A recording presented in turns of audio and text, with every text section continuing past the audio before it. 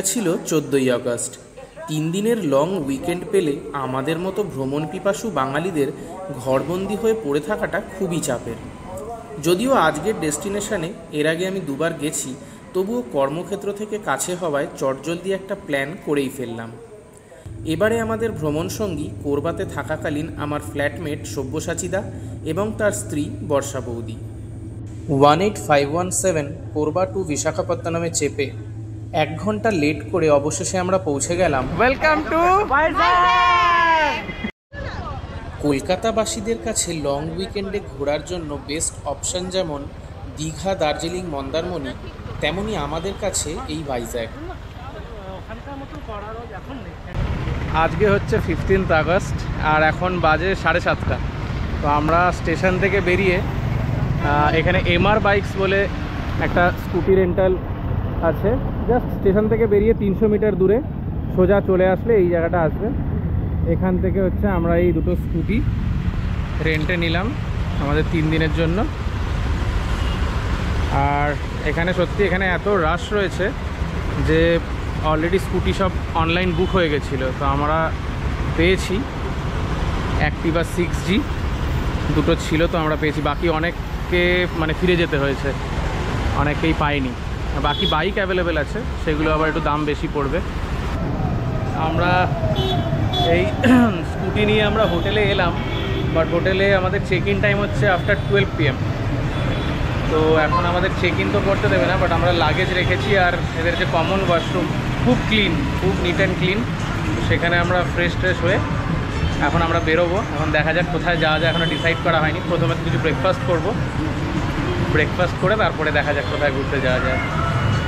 আর আজকে independence day, তো হোটেলের সামনে এখানে ফ্ল্যাগ হোয়েস্টিং হচ্ছে।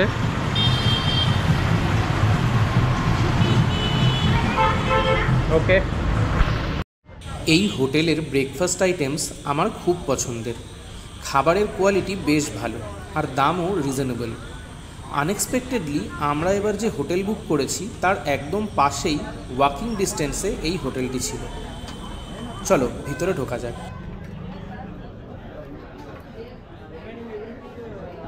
আমরা এখন ফ্রেশ হয়ে হোটেলের পাশেই হচ্ছে মা নেতিবিন্দু একটা ব্রেকফাস্ট পয়েন্ট আছে, তো আমরা সেখানে এখন ব্রেকফাস্ট করতে এসেছি। এখানে ঘি স্পঞ্জ মশালা দোসা অর্ডার করেছি। এই যে এটা আমাদের অল টাইম ফেভারিট। এখানে সাম্বার আছে আর এই চাটনি, এখানে পোড়ি মশালা, ঘি মশালা দোসা, আর একটা স্পঞ্জ অনিয়ন ঘি মশালা অনিয়ন দোসা। ঘি স্পঞ্জ মশালা দোসা খাচ্ছি, একবারে স্পঞ্জি, খুবই সফট, দারুণ, খুব ভালো খেতে।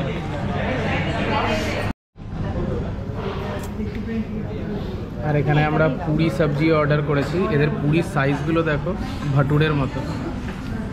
যদি এটা পুরি তাহলে ভাটুরে কি হবে?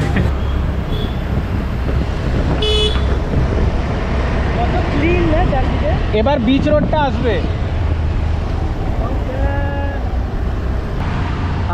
এই সমুদ্র দেখেই কিন্তু শান্তি।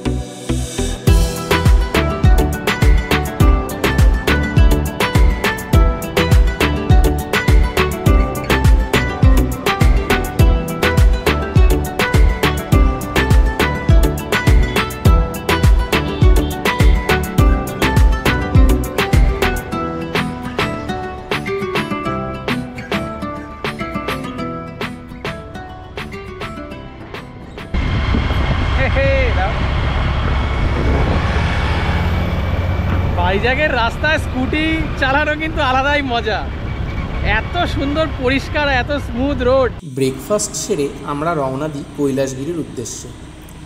এইখানে দুভাবে পৌঁছানো যায়, এক রোপওয়ে, দুই নিজস্ব গাড়ি বা স্কুটি নিয়ে। যেহেতু আগেরবার রোপওয়েতে গিয়েছিলাম তাই এইবার স্কুটি নিয়েই উঠতে ইচ্ছে করলো। স্কুটি বা বাইক এন্ট্রি ফি 20 টাকা এবং 4 হুইলারের এন্ট্রি ফি 50 টাকা। রোপওয়ের টাইমিং এবং চার্জের ব্যাপারে জানতে হলে তোমরা আমার আগের ভাইজ্যাগের ব্লগ দেখতে পারো।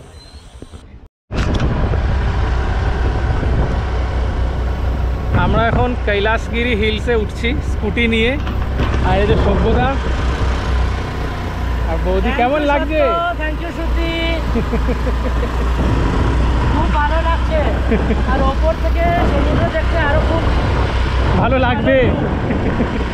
রাস্তাটা দেখো কত সুন্দর, রাস্তাটা খুব সুন্দর, একদম অনেক ক্লিন জায়গা, অনেক ক্লিন সত্যি, মানে এত পরিষ্কার পরিচ্ছন্ন। এখানের মানুষজনও সেরকমভাবে মেনটেন করে রাখে জায়গাগুলো। এখানে গাছপালা আছে বলে ভিউটা পাওয়া যাচ্ছে না। চলো উপরে গিয়ে আবার দেখা হবে।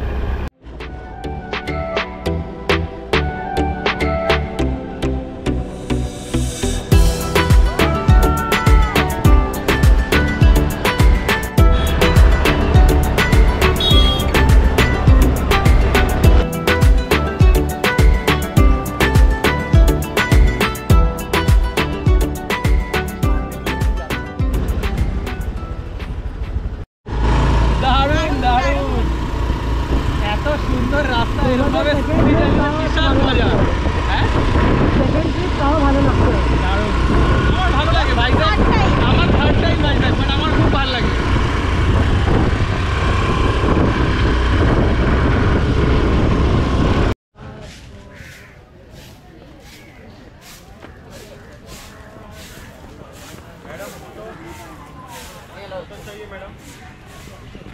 এই সেই শিব পার্বতীর মূর্তি, সেই শিব পার্বতীর মূর্তি। আগেরবার যখন এসছিলাম তখন রিনোভেট করছিল, এখন পুরোপুরি হয়ে গেছে।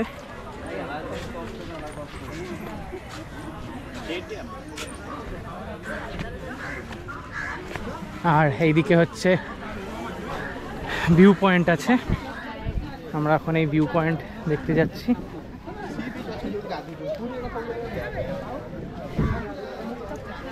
কোথায় সবাই সানগ্লাস কিনলে একটু তাকাও পরে, সব ভিলেন হিরো কাকে কি লাগছে দেখি। এই তো सिस्टम पार देंगे, सिस्टम पार देंगे।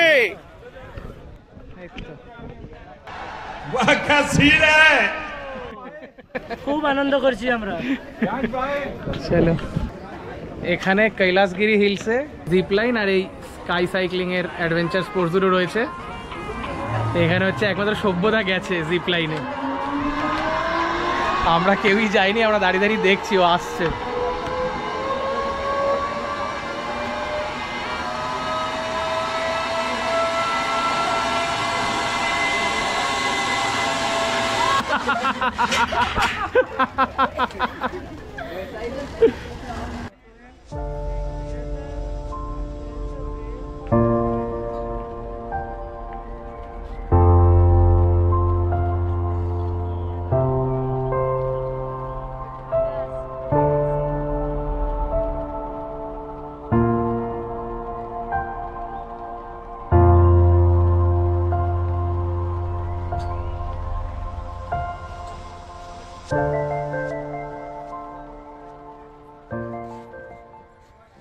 আমরা এখন ট্রাই করতে এসেছি গলি সোডা। এটা প্রথম দেখলাম গলি সোডা। ওটা খুলে দিল, সেকেন্ডটা করব। হ্যাঁ ঠিক আছে, কিছু আছে নাকি জানি না। কি গলি है क्या इसके अंदर? अच्छा गली सोडा। अच्छा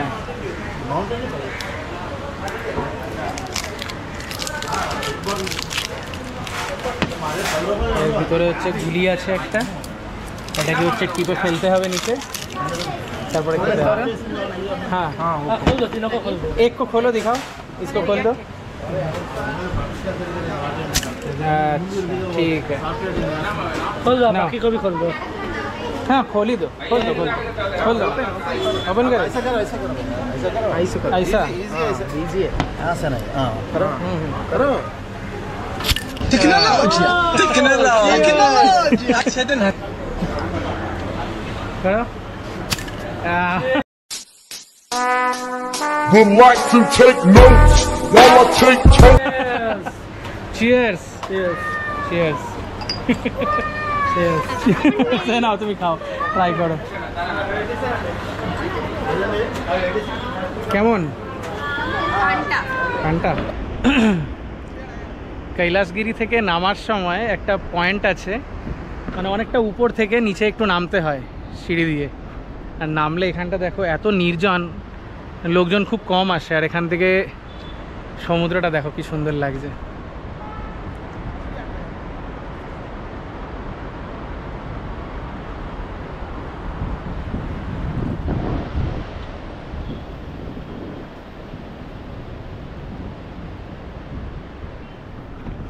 একদমই শান্ত জায়গা।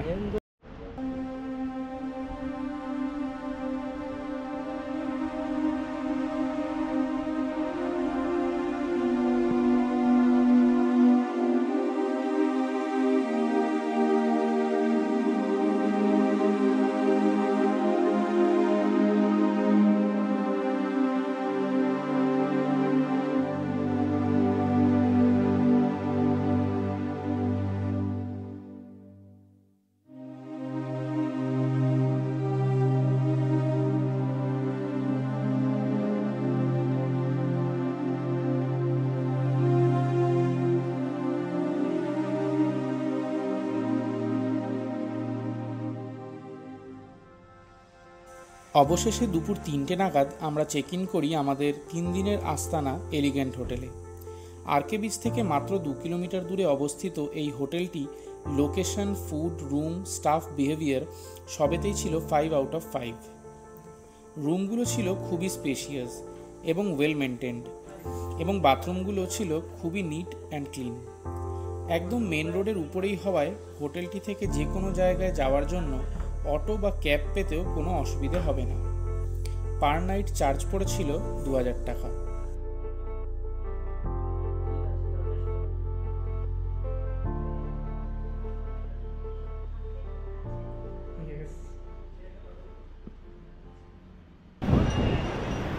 আমরা এখন ঋষিকোণা বিচে এসেছি।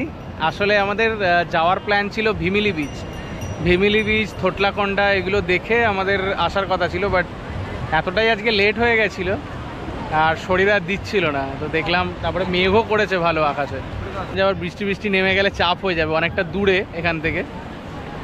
তাহলাম চলো ঋষিকোণা বিচটা একটুখানি, আমরা এখানে এসেছি ওই দিনের আলোতে, একটু বিকেলের ভাইবসটা কেমন সেটা একটু নিতে চলে এসেছি। তো এখানে দেখো প্রচুর লোক, কিন্তু প্রচুর গিজগিজ করছে লোকে।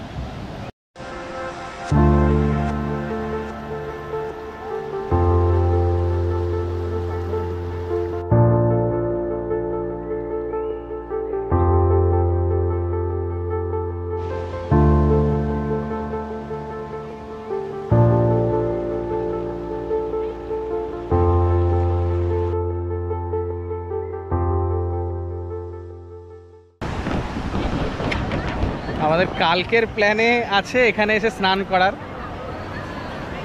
আজকে জাস্ট ভাইবটা এনজয় করে নিই, কালকে এসে আবার স্নান করব। ফার্স্টে কালকে যাওয়ার কথা আছে ভিমিলি বিচ সকালবেলা দেখে তারপরে আমরা আসবো হচ্ছে এখানে স্নান করতে।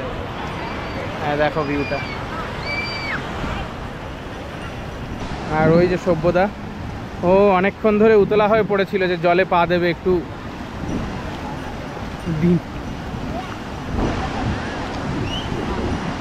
কি ভালো লাগছে জলে পা ভিজিয়ে?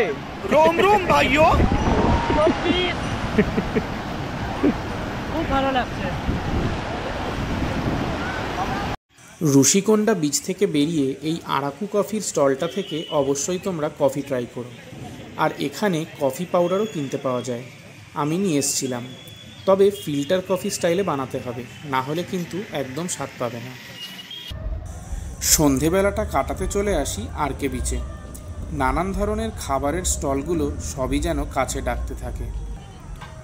আমরা এখানেই আহা বিচ বাইটস নামে এই স্টলটা থেকে ট্রাই করেছিলাম আন্ধ্রা স্টাইল ফিশ ফ্রাই আর ক্র্যাব মশালা। কেন খাবে না এত বড় মাছটা? সবার জন্য আনা হয়েছে। খাবো সব খাবো। সব দৈত্যরা বসে আছে।